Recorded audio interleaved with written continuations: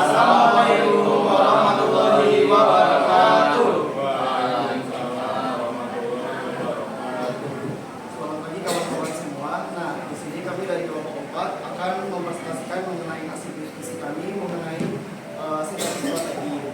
Nah, sebelumnya kami akan perkenalkan diri terlebih dahulu. Saya Kezaro Kalvino, absen 24. Nama saya Muhammad Dian Ahlukan, absen 21. Nama saya Muhammad absen 22. Nama saya Rahul Bazalidi, absen 22. Nama saya Muhammad Dilan Syarif, absen 19.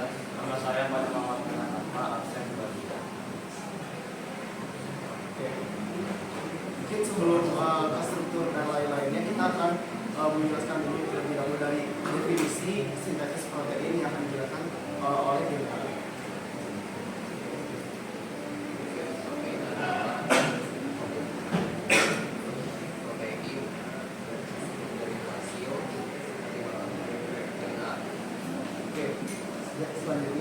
Lalu sebelum ke sintesis protein, di sini saya akan menjelaskan mengenai kode genetik.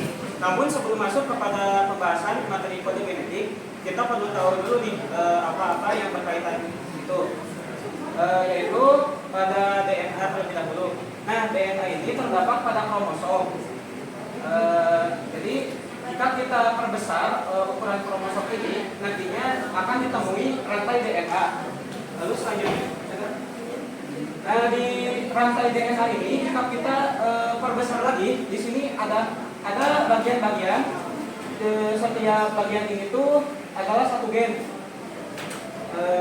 Selanjutnya, nah di setiap gen-gen ini tuh dia terdapat satu kode.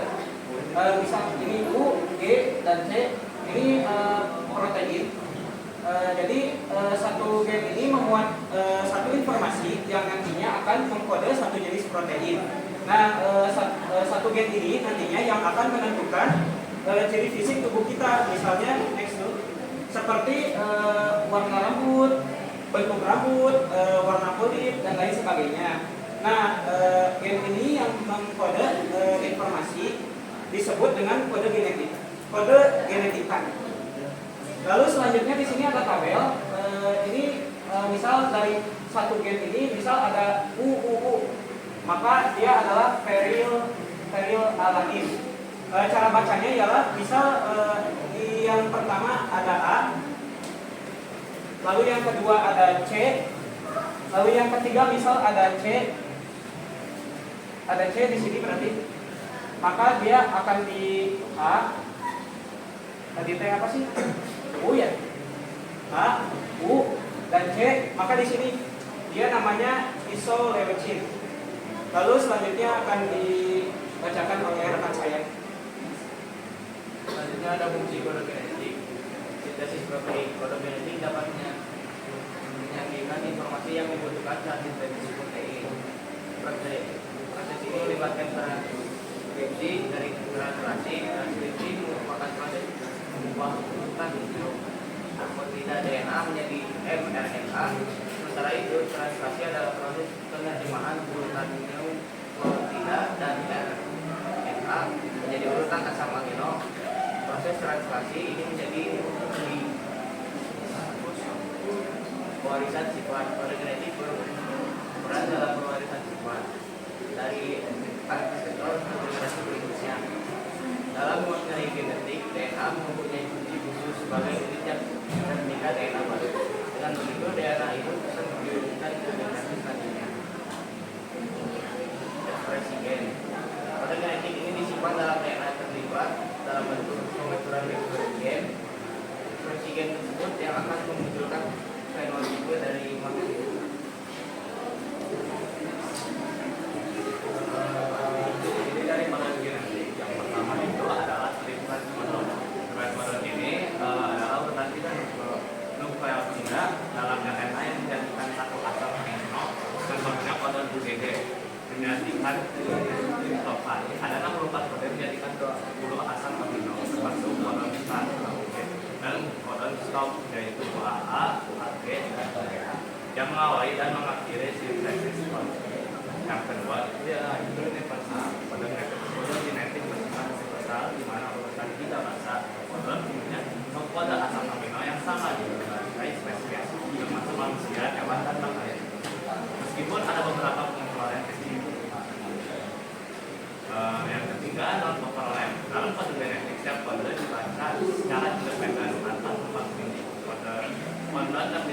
dan nukleosida yang menentukan satu asam amino dan proses transkripsi memperhatikan secara berbeda tanpa mempengaruhi kodon lain. Dan yang terakhir adalah regenerasi. Artinya beberapa kodon dapat menjadikan asam amino yang sama meskipun setiap perintah kodon yang mengkodokan asam amino berbeda.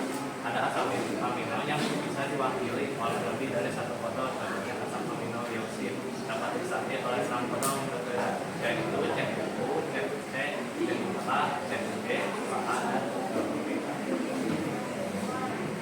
Jadi saya akan menjelaskan sintesis protein. Sintesis protein adalah proses untuk mengubah amino yang terdapat dalam DNA menjadi protein dalam tubuh. Pada proses ini memerlukan peran dari DNA dan RNA serta enzim. Hasil dari proses ini adalah sebuah protein yang telah diproses secara mekanik dan kimiawi yang terdapat di dalam sel makhluk hidup. Terus selanjutnya ada proses sintesis protein. Yang pertama adalah transkripsi. DNA di dalam inti sel diubah menjadi mRNA.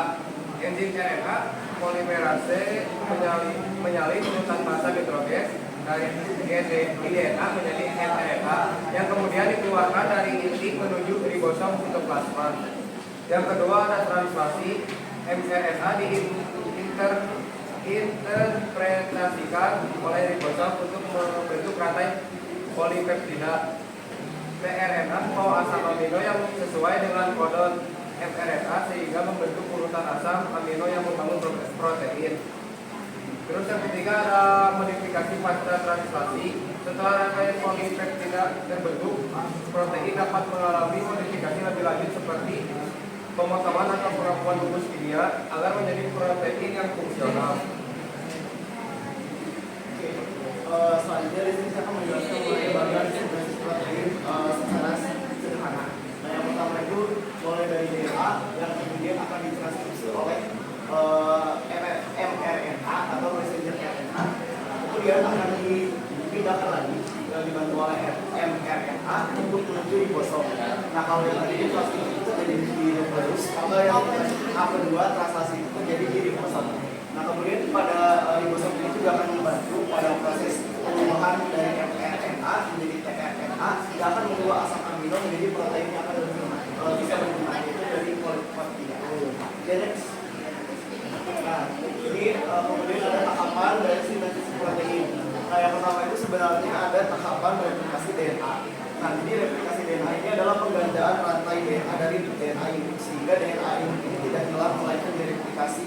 Nah, makanya dari beberapa DNA tersebut bisa menjadi protein yang sangat banyak karena adanya replikasi. Next. Nah, selanjutnya ada transkripsi DNA.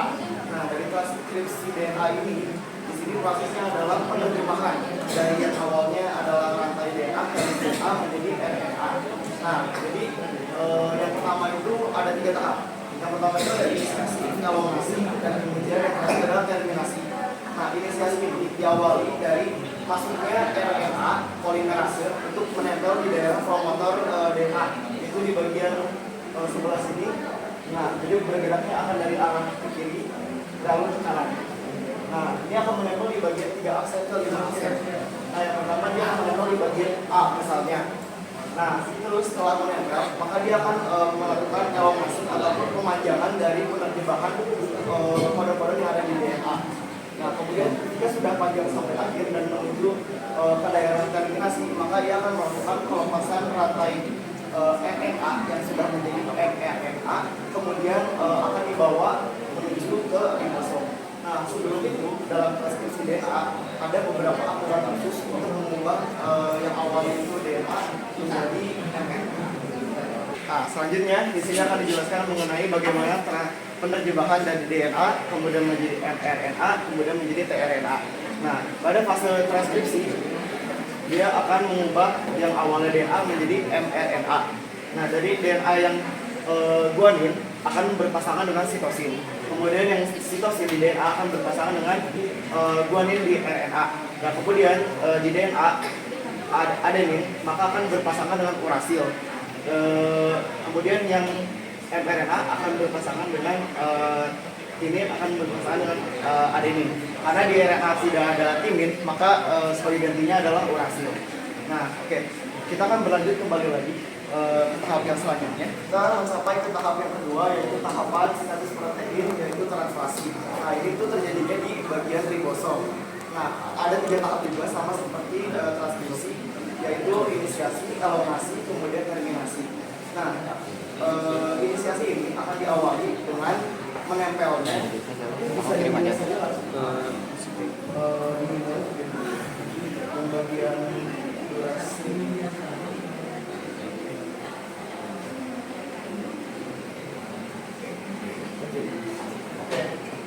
Pertama, jadi ribosom subunit kecil ini akan menempel pada kodon mRNA yang sudah dibawa dari tadinya nukleus 10.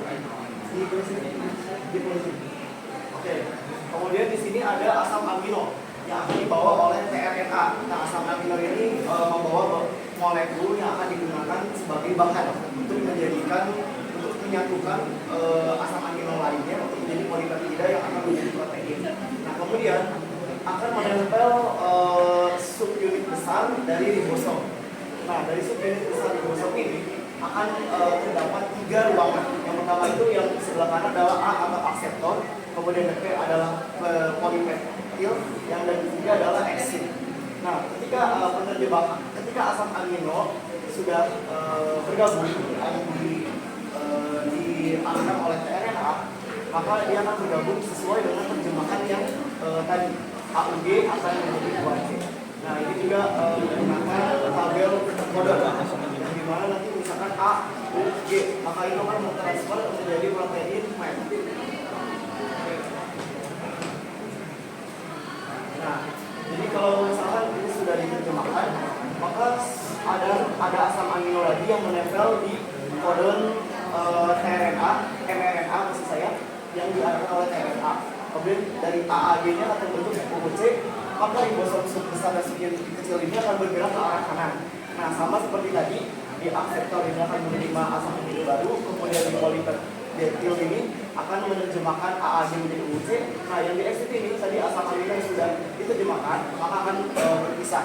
Asam amino yang tadi ada dibawa oleh tRNA, maka akan bergabung dengan asam amino selanjutnya. Nah, kemudian ketika sudah mencapai pada terminator ataupun tahap terminasi, nah di sini akan ada yang namanya extracellular faktor.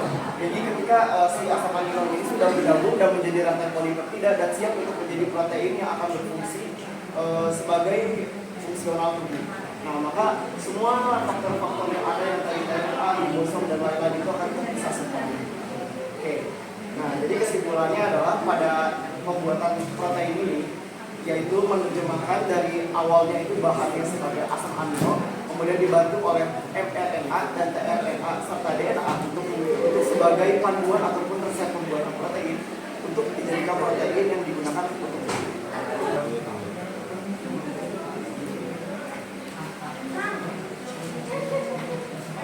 Oke, kami sudah berada di ujung presentasi.